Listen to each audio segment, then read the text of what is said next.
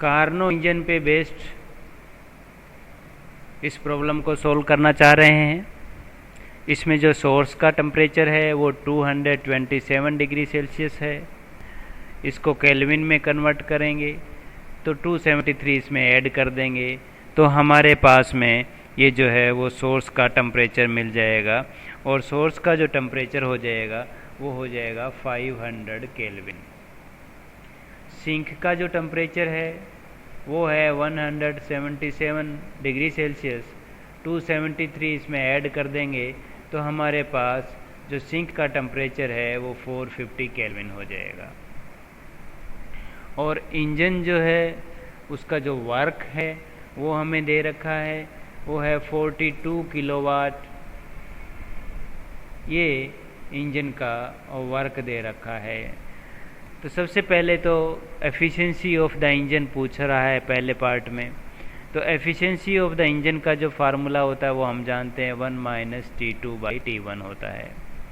T2 sink का temperature होता है, T1 जो है वो सोर्स का टेम्परेचर है। ये वैल्यू पुट कर दें और इसको सोल्व करें तो हमारे पास में जो इसकी एफिशिएंसी है वो 0.1 मिलती है। अपने इसको 10% भी कह सकते हैं। एफिशिएंसी हमारे पास में 0.1 हुई। सेकंड पार्ट में वो कहता है the amount of heat absorbed, कितनी हीट जो है उसने एब्जॉर्ब की। और इसका भी एक और पार्ट है कि कितनी हीट इसने रिजेक्ट की। मीन्स हमें एक Q1 चाहिए, ये जो हीट एब्जॉर्ब की है, और एक हमें Q2 चाहिए जो इसने हीट रिजेक्ट किया है। हम जानते हैं जो W का फार्मूला होता है, W जो वर्क होता है वो होता है Q1 - Q2। तो यदि हमें Q1 पता हो तो Q2 पता कर लेंगे, या फिर हमें Q2 पता हो तो हम Q1 पता कर लेंगे। और हम ये भी जानते हैं कि जो एफिशिएंसी का फार्मूला होता है, एफिशिएंसी के फार्मूले के अनुसार W/Q1 भी होता है। W1 जो है वो इंजन का वर्क है, एफिशिएंसी का फार्मूला हम जानते हैं ईटा = W/Q1 होता है, जहाँ W जो है वो इंजन ने जो वर्क किया है उसकी वैल्यू है, Q1 जो इंजन ने हीट को एब्जॉर्ब किया है उसकी जो वैल्यू है वो Q1 है। यहाँ हमने ईटा की वैल्यू पता है जो कैलकुलेट की है 0.1। वर्क हमें दे रखा है 42 किलोवाट। तो हम इसकी जो वैल्यू यहाँ पर पुट करके हम जो है वो Q1 की वैल्यू पता कर सकते हैं। W हमारे पास है 42 किलोवाट और ईटा की वैल्यू हमारे पास 0.1 है। तो हम यहाँ से Q1 की वैल्यू जो है वो पता कर सकते हैं। तो Q1 = जो है हमारे पास W/ईटा होगा। W वैल्यू हमारे पास 42 है, ईटा की वैल्यू जो है वो हमारे पास पॉइंट जो है वो 1 है। तो ये पर साइकिल हीट एब्जॉर्ब करेगा। हम यहाँ पर कह सकते हैं 420 किलोवाट हो जाएगा, या हम इसको लिखते हैं 4.2 × 10⁵ जूल पर सेकंड जो है वो हीट जो है वो एब्जॉर्ब करेगा। इसी प्रकार अब हम Q2 की वैल्यू पता करना चाहते हैं तो Q1 - Q2 जो है वो वर्क के इक्वल होता है।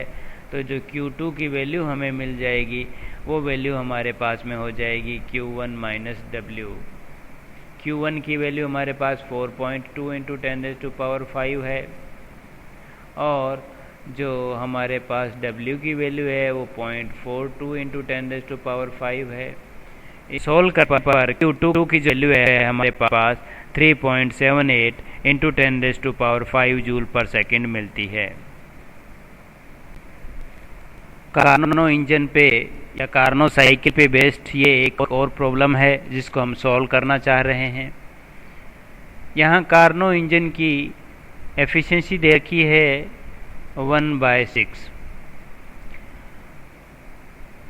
और हम जानते हैं कि कार्नो इंजन की एफिशिएंसी का जो फार्मूला होता है वो होता है 1 - T2/T1।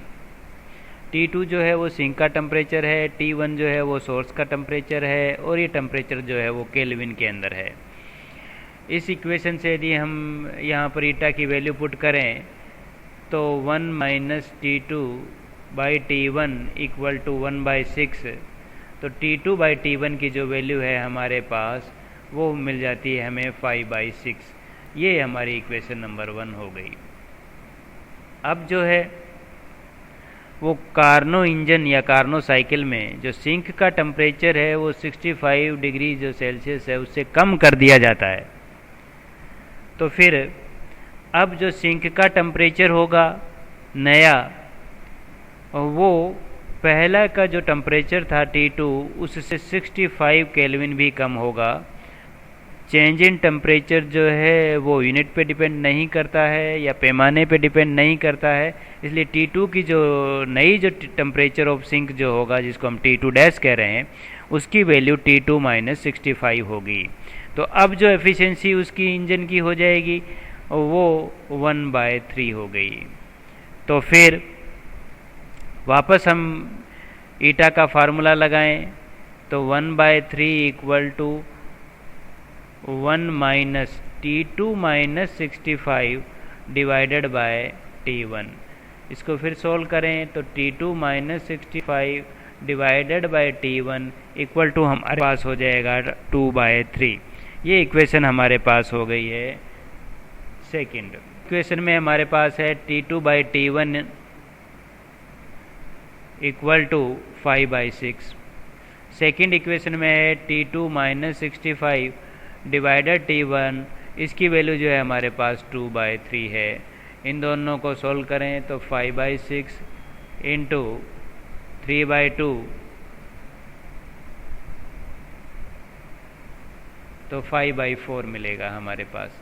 यहाँ जो है वो T1 जो है वो कैंसिल आउट हो जाएगा और इसको सोल्व करें तो T2 divided by T2 - 65 equal to 5/4। Solve करें इसको तो जो T2 की वैल्यू हमारे पास मिल जाएगी यहाँ से 4T2 equal to 5T2 minus 325। तो T2 की वैल्यू हमारे पास आ गई 325 केल्विन। T2 की वैल्यू यदि हम इक्वेशन नंबर 1 में पुट कर दें, इक्वेशन नंबर 1 हमारे पास है T2/T1 इक्वल टू 5/6।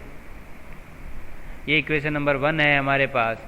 यदि अब हम इसमें T2 की वैल्यू पुट कर दें तो हमारे पास T1 की जो है वैल्यू मिल जाएगी।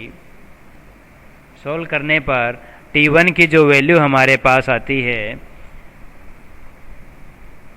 वो होती है 390 केल्विन। इनिशियल की बात करें यदि हम तो इनिशियली जो टेम्परेचर उसके T1 की वैल्यू थी वो हो गई 390 केल्विन और T2 की जो वैल्यू मिल गई हमारे पास में वो हो गई 325 केल्विन। फाइनली जब उसने सिंक का टेम्परेचर कम कर दिया तो जो नया सिंक का टेम्परेचर होगा वो 325 माइनस जो है वो 65 केल्विन कम किया गया है। और यदि हम इसको सोल्व करें तो हमारे पास जो ये वैल्यू मिलती है 260 केल्विन।